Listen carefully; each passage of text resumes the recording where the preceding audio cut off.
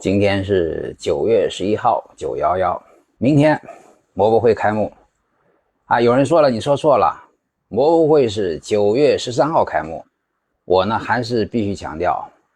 摩博会呢是9月12号开幕。9月12号呢会有一个中国摩托车重庆论坛，当然这个车展是摩博会的核心内容，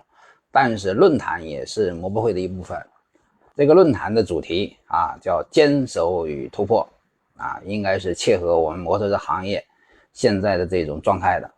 在这个论坛上呢，我会负责第一个圆桌会议的讨论，主要是讨论海外市场单从这个出口量来讲，已经是比国内大很多，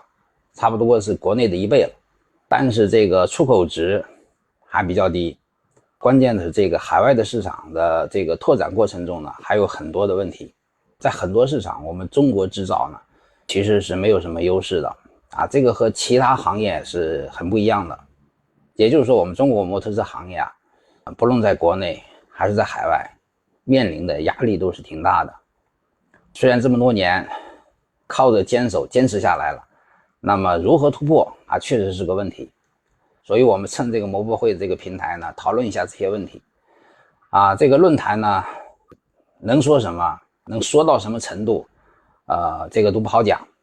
实事求是。但是呢，我们这个行业呢，其实长期以来都是缺乏声音的。我们平常讲人微言轻，其实我们这个行业微小呢，这个话也就是没有分量。但是呢，这个不能成为我们自己呢不说话的理由，我们还是要扯破喉咙要喊，要给这个行业的发展创造一个更好的环境，不论是政策环境还是消费环境希望国家在政策上给予更多的扶持，希望整个的消费环境能够得到改善。中国制造不走到海外是肯定是不可以的，而中国制造还是以这种低价值的方式，卖原材料的方式去出口海外呢，也肯定是不可以的。所以我们这个行业呢必须突破，非坚守不能突破，不突破也难以坚守。